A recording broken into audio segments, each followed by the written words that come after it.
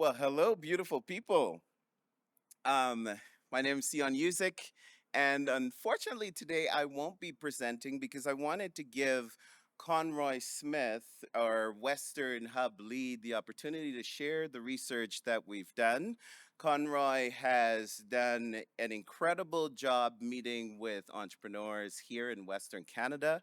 And today we're going to share some of those findings with you and present some recommendations on how we think this ecosystem can be optimized. So, without further ado, can we give Conroy a round of applause as he starts? Thank you.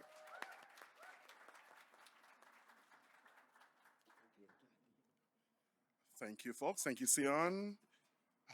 That's nerve-wracking because I'm not a presenter, and I get shy whenever anybody asks me to present anything, any shape or form. And I was like, I hope Sion is here today because he's. I know we look alike, and I'm Caribbean from Jamaica, and he's from Guyana. So I was hoping that you folks wouldn't misconstrue the blackness, the tallness, and the beauty that we both are together. So I'm really happy you're here. Okay, and this is what you use. Perfect, great.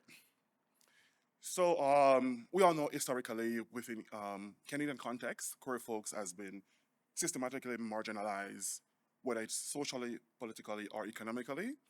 And in 2017, that's when Prime Minister Justin Trudeau decided, you know, we need to offer an apology to the queer community based on historical context and what had happened in the past with European settlers and all the stuff with the discrimination belief, whether it's legal framework or moral assumptions around queerness. And okay, yeah, perfect. So settlement in Canada really was structured around for queer folks is queer exclusion and condemnation mostly.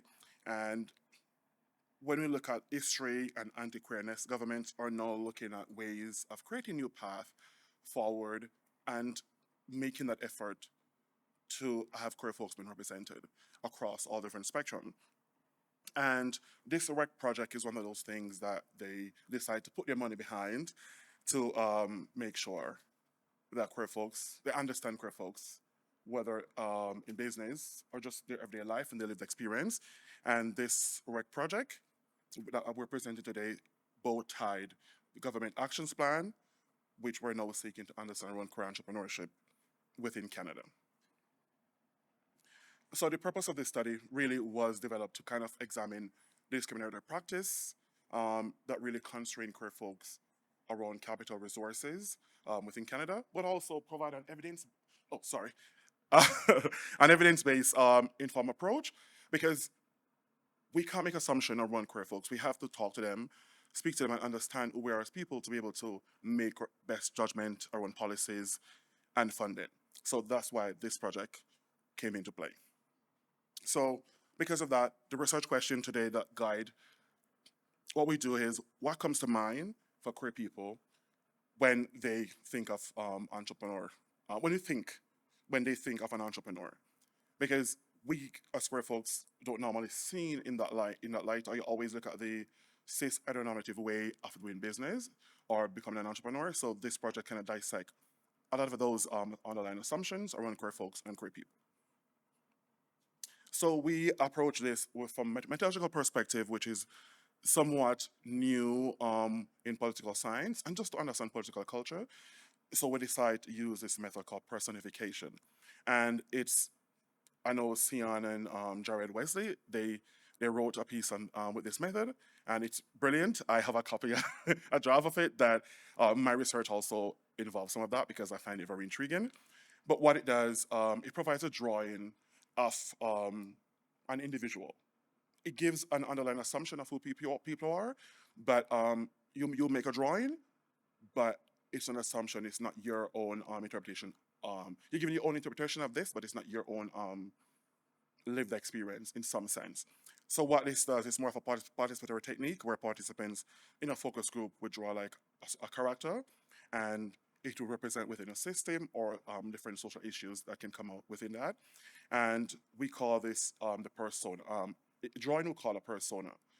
And with persona, you kind of use to capture perspective of a specific user group just to help produce or help people understand those assumptions that govern what is acceptable to say, think, and even do when it comes to your social and political lives. So, persona basically helps us understand the nuances of group politics and offer a thick description of boundaries, basically governing inclusion and exclusion from dominant market forces. So this was developed by Alan Cooper in 1990. I know marketing has been using it for a while. They use it to develop products, just to get alternative ways of coming up with ideas. So political science, we're adapting that perspective just to understand queer folks and queer entrepreneurs. So this technique should bring to service those assumptions that I just talked about before and beliefs without requiring them to like state their personal opinion on a sensitive political issues, because we know everyone has their own political views, and even though we're part of one community, we all and we might think that this person should think like me, vote like me, or act like me, because we're all queer. Everyone thinks different. Everyone have different political views. So what this does, it brings out those assumptions without them having to put themselves at the forefront of that argument. And we're trying to move away from this. When you do a survey, you get numbers. Survey give you quantification. You can quantify people lives. But as queer folks, our lives are very complex. And I think we want to use methods that just move beyond numbers or seeing people as numbers. And this gives us the opportunity to be able to do something like that. Right. So within this, we ask questions like basically around your age, gender, where you're from, and just your everyday life and what you do for work and your family and relatives around you as an individual. Okay, so with this method, we collect first in this process. We actually collect. We work with different organizations to collect like people signed up, and we had over 264 people who signed up for this survey across Canada, which was really good because I didn't. We're like initially we are like, I hope we get people to sign up for this and we can do this workshop effectively. So we got a lot of respondents to do that. 24%. Um, basically my screen is blank because it's a white on this screen, on my screen. So I want to look at this. So the final assumption was 63 participants nationally across Canada, and the rate is consistent with studies which engage in like vulnerable population because you're always looking between anywhere between 40 to at least 60 people to actually have like a good amount of sample size to be able to do this. So that was good, and the recruitment was done. We worked with a lot of partners. We got the 519. We got the Enchanted Network. The Quadrangle people. That's what you call them. Quadrang.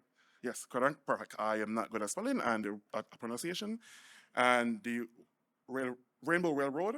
So we had a lot of partners that really helped us. We spoke with people in Saskatchewan, BC, out east, up north, you can. So we had a great range of folks that really pulled together to make sure that we collect this data and be able to have these workshops to facilitate this type of research. So overall, we had a few findings, and the first set of findings is we looked at age. Um, when you look at entrepreneurs, we always tend to think that we see entrepreneurs in a certain way, or they should be of a certain age to be taken seriously. And as you can see within this one, 30 to 50%, 30 to 50 years old represent most of our sample size. So you have to be between the age of 30, kind of you see where, oh, that's maturity level, right? But when it comes to younger generation between 18 to 30, only 14.3% of those. And 50 to 70, I don't know if that's ageism or adultism, but only 1.6 of between age 50 to 70 years old of queer folks, of the participants were within that age group. So maybe we need to do a bigger sample size next Gladys CGLC and to collect a more younger and a more senior population, just to get a broader spectrum of findings around queer folks. So with that, we see these visible identity markers within it, and what this does, it kind of provide an insight to who we as queer folks like are as a group perceived belong in entrepreneurship space. And we only have 1.6 of the drawings that these participants drew really were in hijab. So there's less visible Muslim representation within it. Only 1.6 of the person were like odd ads. So of course, entrepreneurship kind of always are rarely associated with what we call blue collar workers. Everyone thinks that you have to have this prestigious or tech or a coffee shop, not mostly trades, right? But that's not me because I'm not trade, so you can tell. I saw a restaurant, some a little bit messy, and I host events, but um, we need to see more trade folks become queer folks become entrepreneurs. So, and visual cues, we see personas are largely reflected with white collar professional workers, and most of those participants were in Alberta, and we are the place of oil and other stuff. So this kind of give that many participants were based in Alberta, where mining and other blue collar industry really kind of prominent. So we don't see a lot of people outside of that, and this kind of finding reflect the historical, basically, an ongoing unsafe work environment for queer people in cis-dominated spaces, especially the heteronormative that is considered a normative space. Queer folks kind of like, especially if you don't look butch or mask enough, we kind of avoid those spaces. Because look at me, you could imagine me working in Alsan. I could work in the office. Come on, I could do that. But yeah, you don't normally see people like me in those spaces. But it's not that I don't want to. I just never think I could. Growing up as a kid, so you always think to be an accountant or work in banks or government jobs. Not that, but even being here in Canada, you're kind of seeing that space is limited for queer folks as well. So we look at relationship status, and what we do with this is just to reveal the assumption about like the support system. And 11% of the personas were married, 3.2% were dating, and 3.2 were single. So as much as dating, as much as folks were single within those personas, and overall, kind of entrepreneurs were really imagined without some form of relational support. And this is where they talked about if they were trans, you talk about trans having a group of trans support. You talk about like immigrants. You talk about immigrants having support within the black community or queer black community. Or there's always some community network that these people affiliate themselves with. No one was lonely, so I think that's the good thing about us as queer folks. There's always a safe space somewhere for us to go. 3 minutes. I talk a lot. Okay. So we talk about gender and sexuality, and 17.5% drew queer entrepreneurship, 4.7 were non-binary, 1.6 represent the gay entrepreneurs. Male entrepreneur dominates 28.6 of the data set, with only 3.2 represent women, 6.3 for non-binary folks. Right, so yes, a lot of trans people weren't represented in the studies. No one draw a lot of trans folks. So I did something similar for my work, and surprisingly, they did draw a lot of trans folks, so that was really good to see. So there's progress happening, and we hope to see that in the near future. So we look at race and ethnicity around that, and nationality, and white and Africans represent 12.7%, which 1.6 were identified as Canadian. And so with that, you see white and black cis male entrepreneurs appear really overrepresented, kind of suggesting that there is this greater perceived social mobility and fewer representative, and also when it comes to other groups in Canada. Let me go. Geographic location 1.6.